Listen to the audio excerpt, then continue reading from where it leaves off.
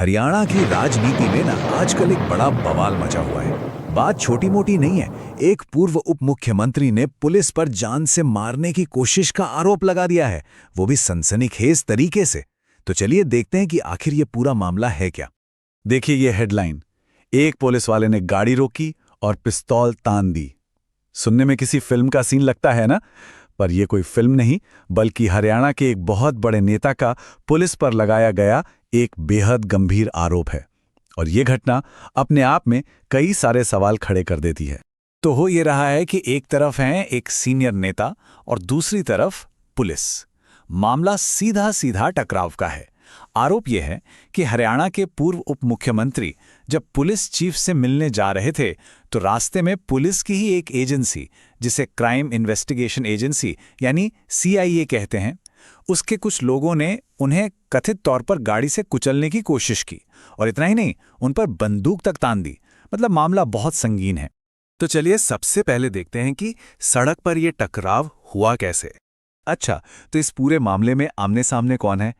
एक तरफ हैं आरोप लगाने वाले यानी हरियाणा के x deputy chief minister Dushyant Chautala, और दूसरी तरफ जिन पर आरोप लगा है वो हैं हरियाणा पुलिस की क्राइम इन्वेस्टिगेशन एजेंसी यानी CIA के सदस्य। तो अब सवाल ये उठता है कि ये आरोप लगाने वाले शख्स हैं कौन? मतलब इनकी प्रोफाइल क्या है जो इतने गंभीर आरोप लगा रहे हैं? तो ये हैं दुष्यंत चौटाला।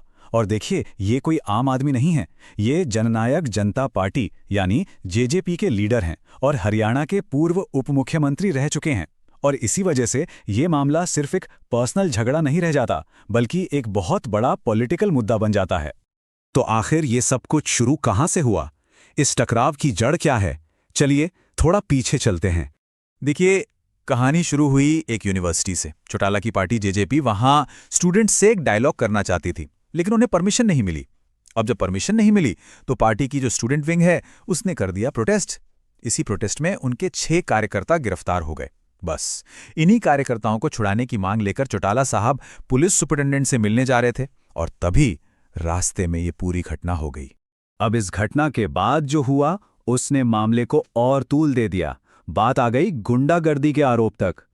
चौटाला ने इस मामले को उठाने के लिए सोशल मीडिया का सहारा लिया और सीधा पॉलिटिकल अटैक किया।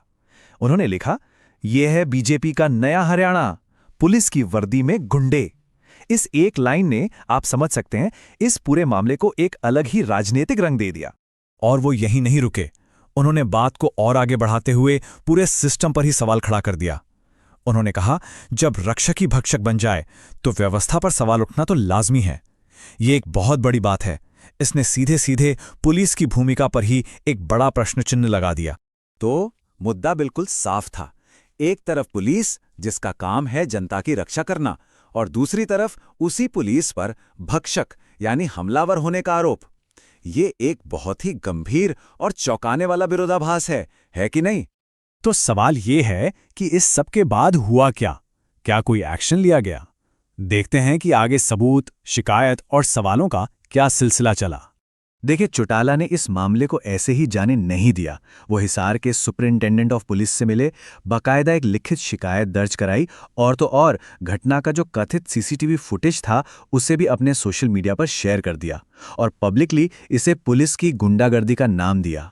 अब देखिए, ये मामला अभी तक किसी नतीजे पर नहीं पहुंचा है, और ये हमें एक बहुत बड़े और ज़रूरी सवाल के सामने लाके खड़ा कर देता है। सवाल यह है कि जब कानून के रखवाले ही कानून तोड़ने के आरोपी हों तो फिर पुलिस पर निगरानी कौन रखेगा? कौन तय करेगा कि क्या सही है और क्या गलत?